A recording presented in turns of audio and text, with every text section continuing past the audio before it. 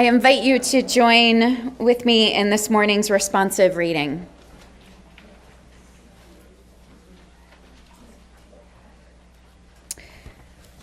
We come together this morning to remind one another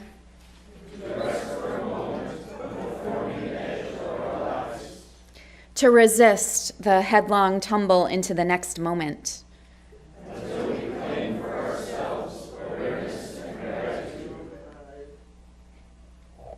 Taking the time to look into one another's faces and see their communion through the reflection of our own eyes. This house of laughter and silence, memory and hope, is hallowed by our presence together. I'm going to do a switcheroo and do the welcome, and then we'll do the next hymn. How does that sound? Is that great? Okay. We have 3 hymns this Sunday. All right. Good morning. Welcome to Fountain Street Church. I am Reverend Elizabeth Barnum. I'm one of the ministers here, and on behalf of my colleagues and the Religious Services Committee, I extend a welcome to you for our Summer Chapel series, especially on this long holiday weekend. We know that there are many other places where you could be at this moment, and that you chose to be here and came here matters not only to us here at the church, but those in whose company you keep this morning. We have guests to welcome, and our first guest is Robin Connell, our musician for the day. She's a longtime Fountain Streeter, and seems long time.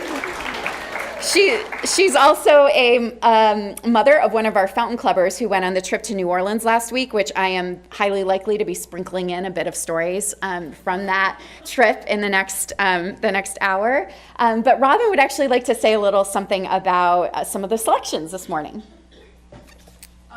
So the way it works in the summer is with the speaker, that usually the speaker will email the musician, will kind of discuss things, and sometimes the speaker has things in mind, sometimes they don't, and Ben just said, whatever you want to do.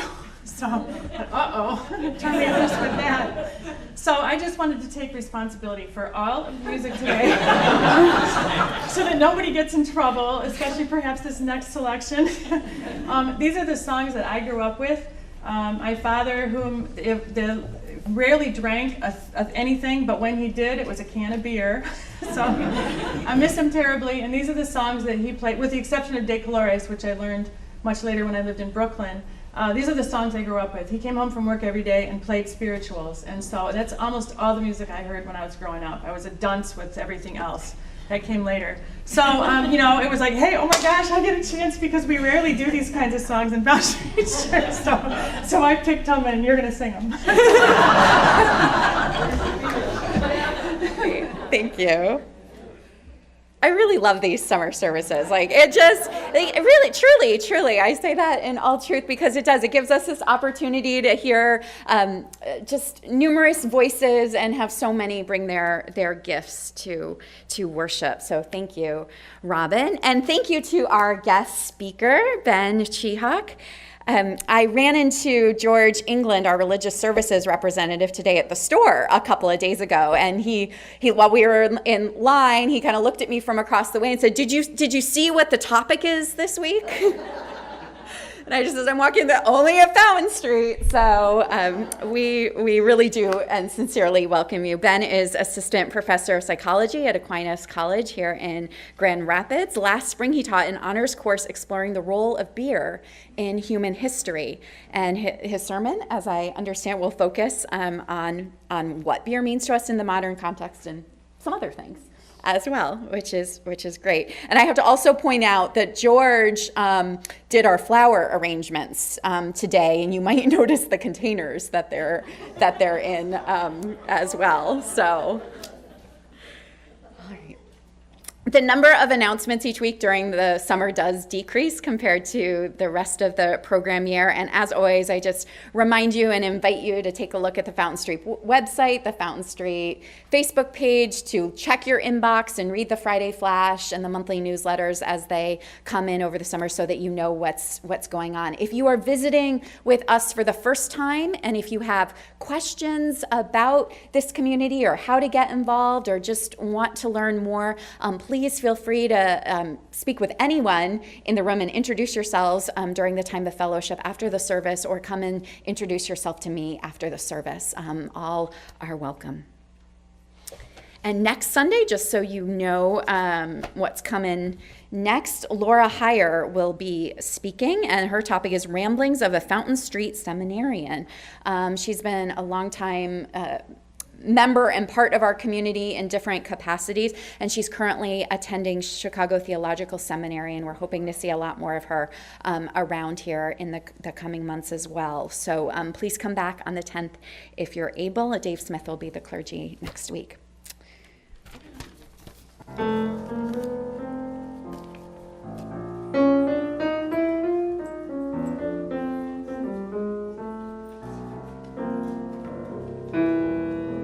Going along, life is your own, but the cost is sometimes dear.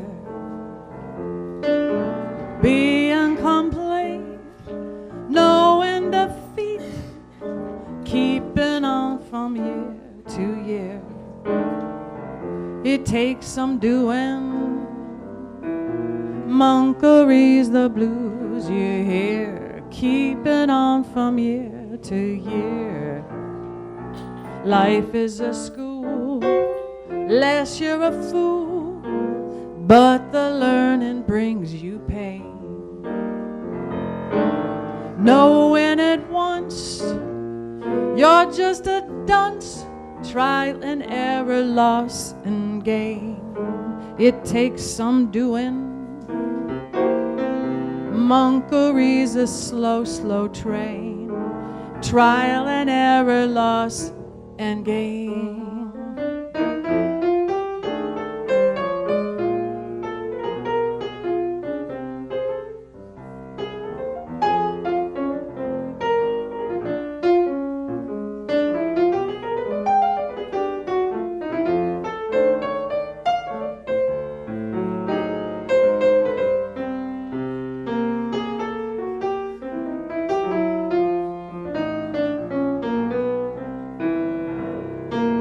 Finding your place in the sun doesn't come the easy way. Shallow and deep, nothing is cheap, measured by the dues you pay. It takes some doing, monkery's the blue highway, measured by the dues you pay.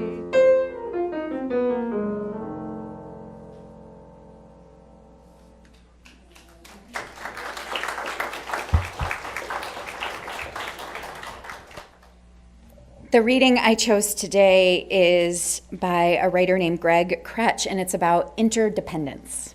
Interdependence.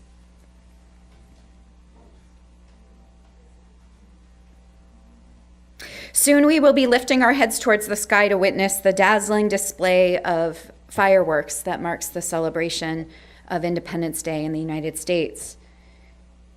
He writes, for Americans, this is a wonderful opportunity to reflect on the good fortune of being born through no effort of our own on the soil of a country which offers a great deal of freedom.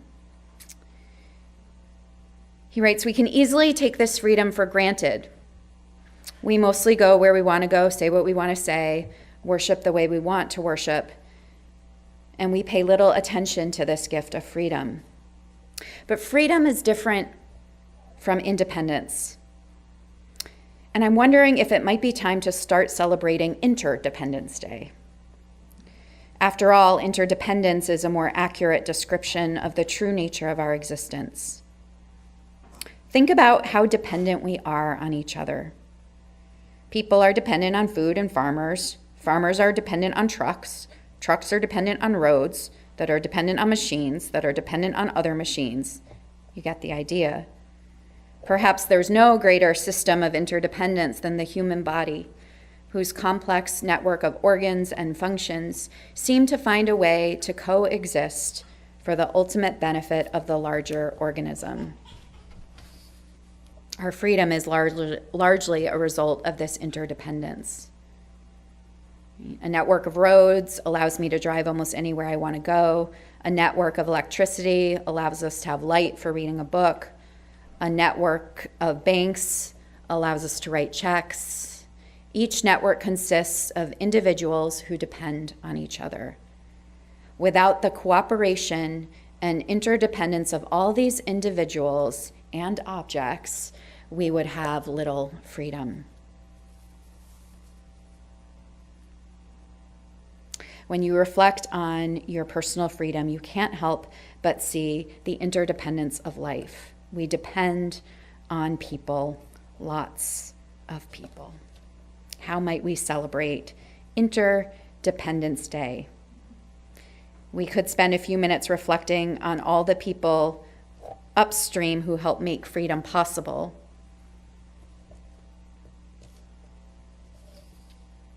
He tells a story of all the local people in his community that he knows that make a difference, and then that there are many more people that he does not know. It's not unusual to find references to oneness in the world's great religious traditions and in philosophy. We realize how connected we are. We realize how supported we are. And we see in the most practical way how interdependent we all are. Wouldn't it be wonderful if every 4th of July, thank you cards and even small gifts were sent in recognition of our freedom and interdependence? I'd like to encourage you all to, later, if you're so inclined, look this up on YouTube or somewhere else to hear Abby Lincoln and Hank Jones. It's not easy to come by because there's recordings that are much more famous by Frank Sinatra and whatnot, but Abby is just amazing on this song, so I hope you like it. It's not as well known as some of the other songs out there.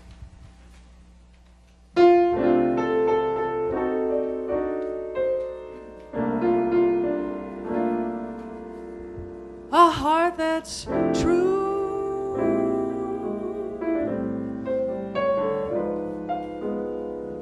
There are such things.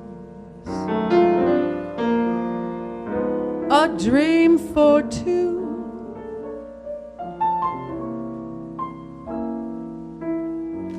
There are such things. Someone to whisper, darling, you're my guiding star. Not caring what you own, but just what you are. A peaceful sky.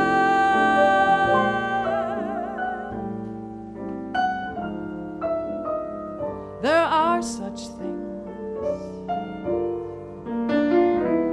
A rainbow high,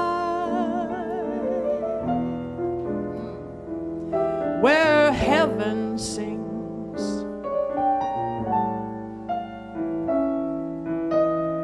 So have a little faith in what, trust in what tomorrow brings. You'll reach a star, because there are such things.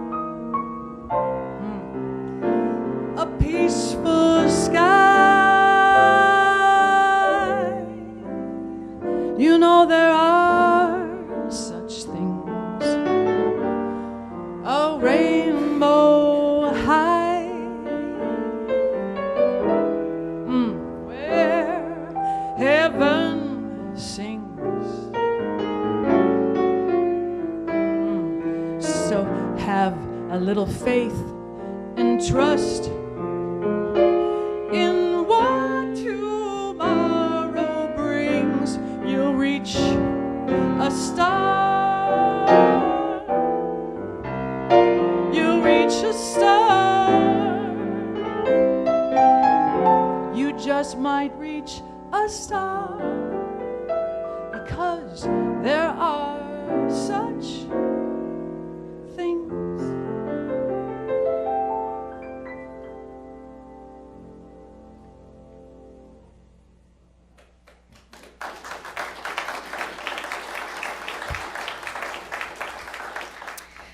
During my camp counselor and study abroad days years ago, I picked up a handful of sayings that have stayed with me and have really become mantras, I realized. And I realized it so distinctly during the Fountain Club trip to New Orleans, because I started to hear some of the youth say them to each other.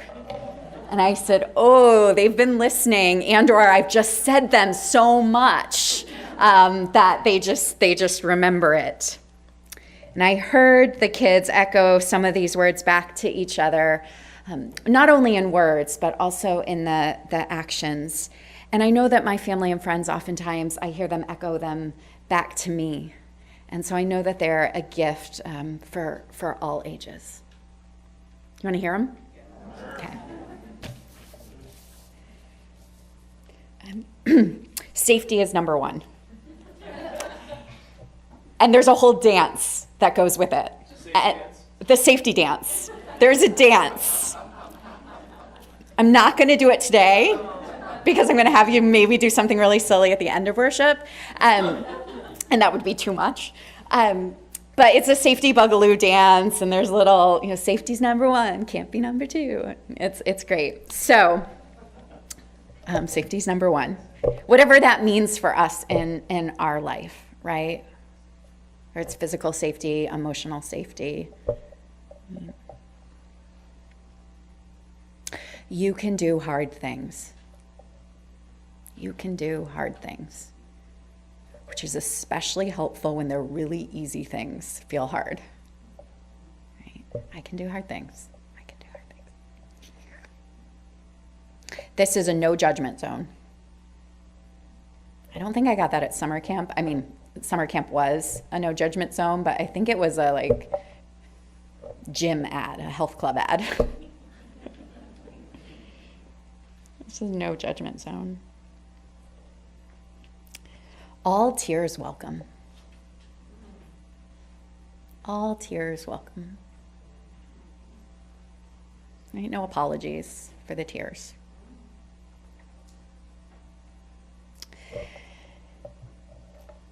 The kids, as they were cleaning up one night from dinner in the bunkhouse where we were staying, one of them mentioned, we're all pretty livable. We've been, able to live together all week in this bunkhouse. And they used the word livable. And I was about to echo that back to them, yeah, you guys really are a livable bunch. And instead, what came out of my mouth, you're a really lovable bunch. And I was like, oh, note that slip. Right? You are lovable. Safety number one, you can do hard things. This is a no judgment zone. All tears welcome. You are lovable. My guess is one of those mantras, prayers, can really serve us today. In your life, one of them might really stand out. I'm going to say them one more time, and then I'm going to invite us just to be in silence. And I invite you to use the silence however you deem appropriate for you. But if you're looking for some guidance in that time of silence, just repeat that one phrase in your mind's ear again and again. Right? Almost like a form of centering prayer. Right? Just letting that phrase and who knows what it dissolves into. An invitation. Safety's number one. I can do hard things. This is a no judgment zone. All my tears are welcome. I am lovable. Let us dwell in a time of silence.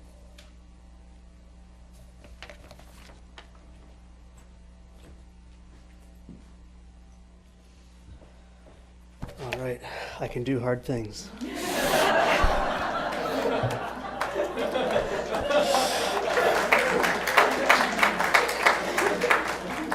Good morning, everyone. I wanted to start out by thanking the members and the clergy and all the staff here at Fountain Street Church for welcoming me here to speak today. I'm going to be taking this opportunity to share some of my thoughts on how we find meaning in our lives. And given that we're here in Beer City, USA, and this is a holiday weekend that happens to be the number 3 beer drinking holiday of the year, according to a statistic I just made up to make my talk seem more timely, I'm going to be talking today about the meaning of beer. Beer. We should acknowledge, yes, that it is a holiday weekend, and I do want to pay tribute to our founding fathers today. So in the order of service you have, I've asked for the inclusion of a quotation from Benjamin Franklin and one from Abraham Lincoln. And I chose this pairing because I think they provide a good illustration of the message I'm going to be speaking to today. Beer is proof that God loves us and wants us to be happy. That sounds like a ringing endorsement of beer from one of the greatest non-presidents ever to appear on our money. Sadly, however, this is not what Franklin actually said. As Honest Abe cautions us, we really should not indeed believe everything we read on the internet. What Franklin actually said was this: we hear of the conversion of water into wine at the marriage in Cana as of a miracle. But this conversion is, through the goodness of God, made every day before our eyes. Behold the rain, which descends from heaven upon our vineyards, and incorporates itself with the grapes to be changed into wine, a constant proof that God loves us and loves to see us happy. All right.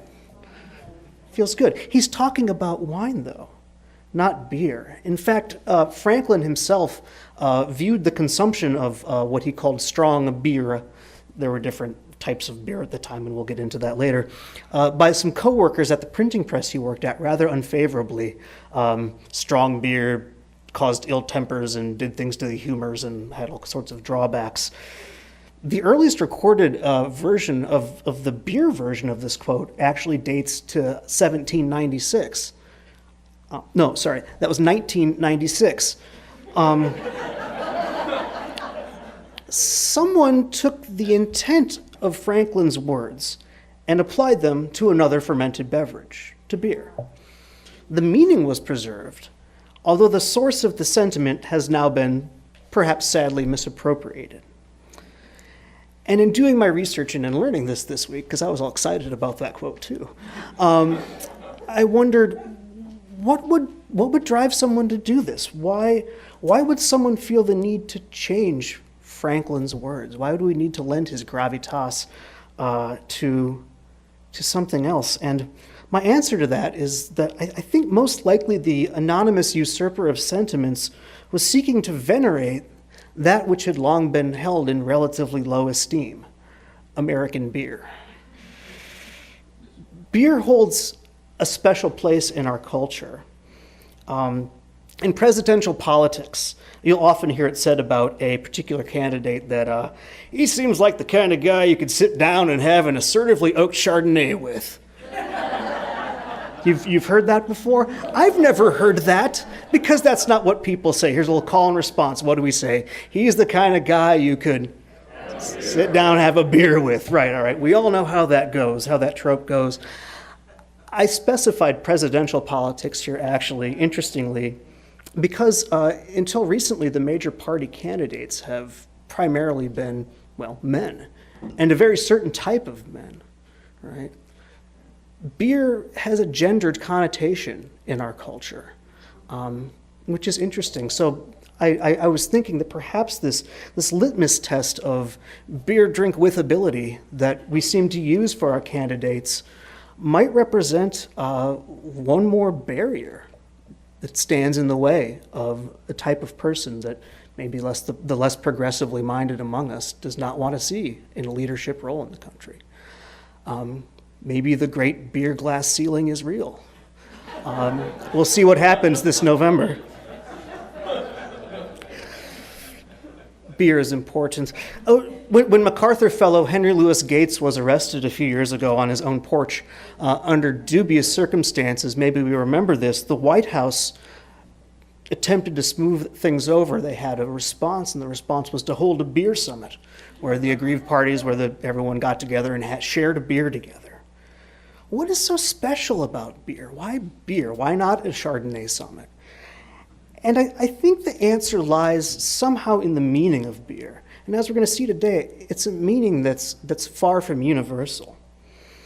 I want to take a minute to share how I've arrived at this perspective. My graduate degrees and postdoctoral training have all taken place within the realm of what's known as ecological psychology. Okay?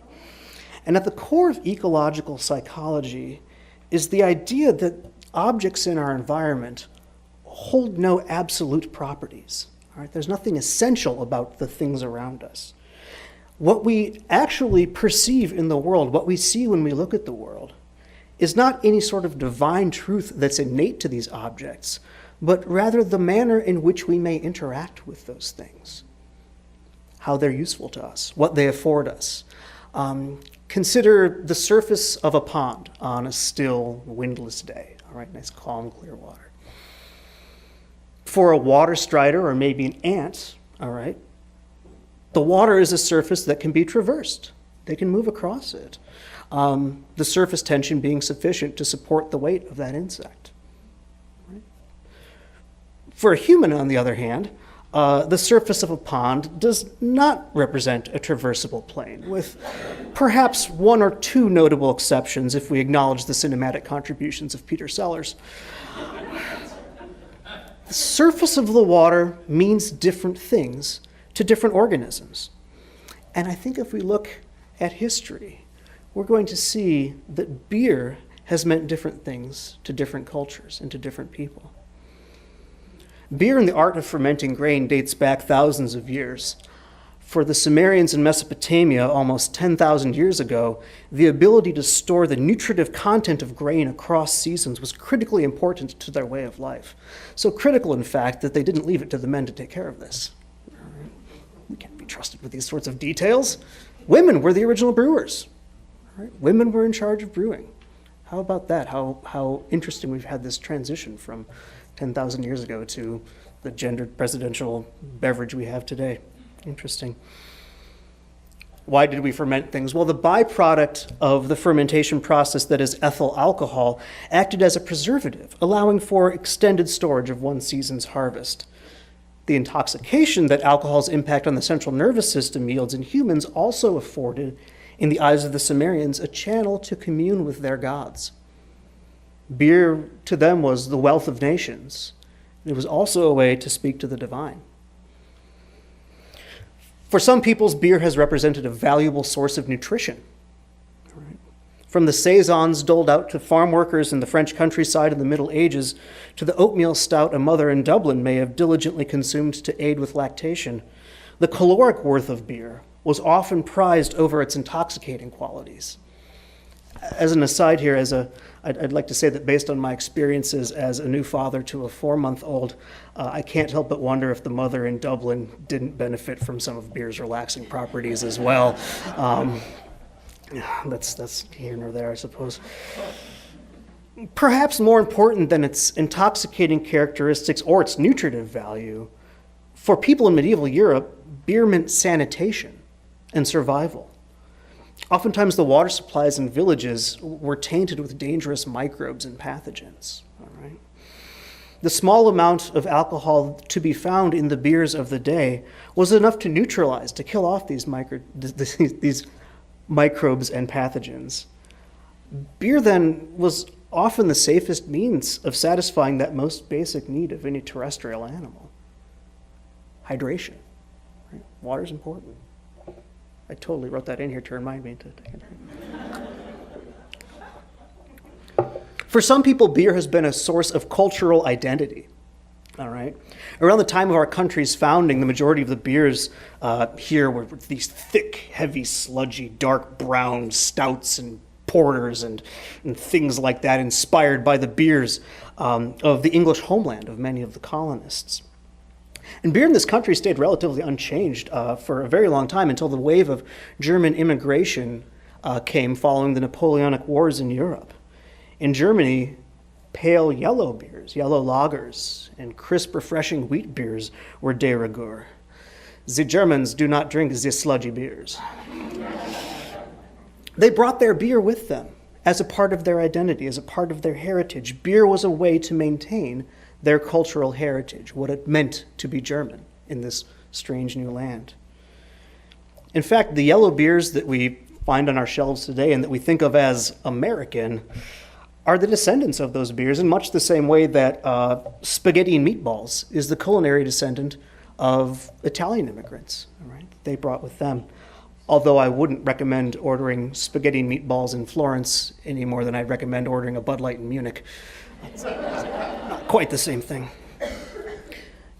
Clearly, this amalgam of fermented grains and hops and water has meant something different has meant different things to different cultures in the past. But what does it mean to us in today's modern context? As I pondered this question, I started to realize that in much the same way beer has not carried a singular meaning for cultures in the past, I don't think beer has a singular meaning in our culture. In our culture, beer means something different to each individual person. Some of us have a casual relationship with beer. Beer can be a reward we give ourselves for a long week's work, or a long day's work, or just for getting the lawn mowed. All right. For some of us, beer is a refreshment we consume casually to make pizza and tacos taste better. It works. I don't know why it works, but it works. There's magic there. Some people have a more involved relationship with beer. For them, consuming all the different types of beer available may be a hobby of sorts, a way to experience new and exciting tastes. Perhaps as we taste beers from across the globe, we gain a greater appreciation for the cultures of our world. Beer is a way to experience the world without having to remove our belts and shoes or have our toiletries scrutinized.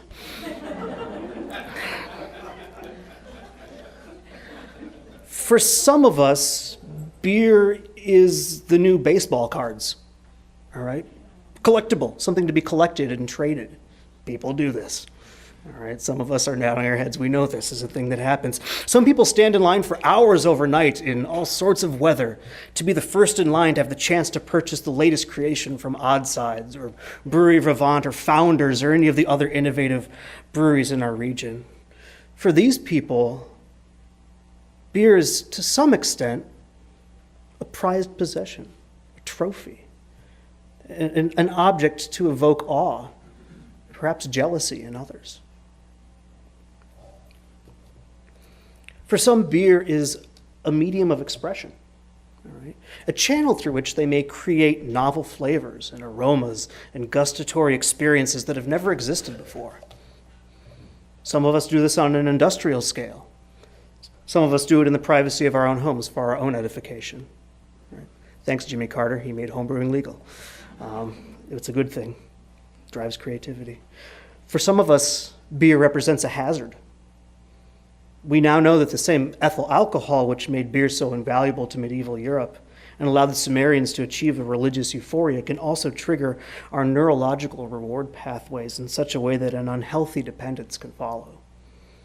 For many, the struggle with an alcohol use disorder is very real, and those who have not experienced this hardship need to be mindful of this and support our friends and loved ones who continually wrestle with this temptation, or those who may have suffered the consequences of another's dependence. Whatever the role beer plays in our individual lives, perhaps I think the most meaningful aspect of beer is the way it connects us to one another. It's that interdependence thing. All right, nice. For many of us, beer is a conduit, all right? It's a facilitator of social interaction and a reason to gather together to share our thoughts and ideas with one another. In the social climate we have today, we can comfortably express our desire to learn more about one another, to grow closer to each other by saying, hey, we should grab a beer sometime. That's what we say, isn't it? Some of us. The functionality of beer as social facilitator is not novel to our culture by any measure. All right? From the communal ceramic drinking pots of ancient Mesopotamia to the public houses of the British Isles to the pubs of Boston and Philadelphia, where patriots decided they'd finally had enough of that old King George, beer has long served as an agent for drawing people together and drawing out our ideas. I hope my words today have helped you to see that the same simple thing, the same singular object, beer, can have many different meanings and representations to different people. Nourishment, temptation, expression, socialization. For some, it is all of these things. So as you sit back this holiday weekend, enjoying a cold drink, whether it's a bourbon barrel-aged, Belgian-inspired double India Pale Ale like the beer called Devastation, now available at Brewery Vivant, which I highly recommend, or they totally didn't pay me for that. I could have cleaned up. Or a refreshing summertime wheat beer like a Bell's Oberon, an American classic like PBR, right? Pabst is still coasting on that 1893 Blue Ribbon Award. Good for them, they've made it last this long. Or even if you're sitting back with a sturdy root beer or a ginger beer, all right? Whatever you have in your hand, I want you to pause. I'd like you to pause and think about what that beer means to you, what that drink means to you, how that drink serves to connect you to those around you, and how it connects you to those who came centuries before. Remember that you're sharing this experience with countless others. Right? This is something humans do. Although the meaning of that experience is yours and unique to you. The drink you reach for this weekend is as sure a sign as any that meaning and, in fact, beauty are truly in the eye of the beer holder. Thank you.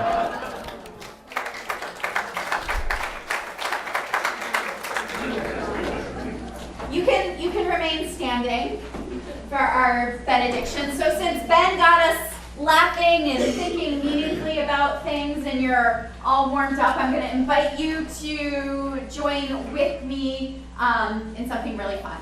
Okay? You're on board, you don't know what it is yet, right? But we just sang this Little Light of Mine also, and it's 4th of July weekend. I don't think I've done this with you yet. I hope not, because now it's not going to be a surprise. But we're going to just be fireworks. I work with kids and youth a lot. Okay. So I'm going to do it once, and then I'll teach you how to do it. Okay? So I'm being very vulnerable right now. Got that? Okay.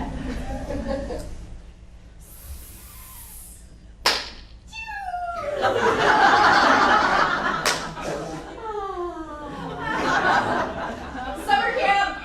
All right. You don't have real fireworks. You have to make them up. So we're going to do this all because this little light of mine, this little light of yours, you're going to let it shine.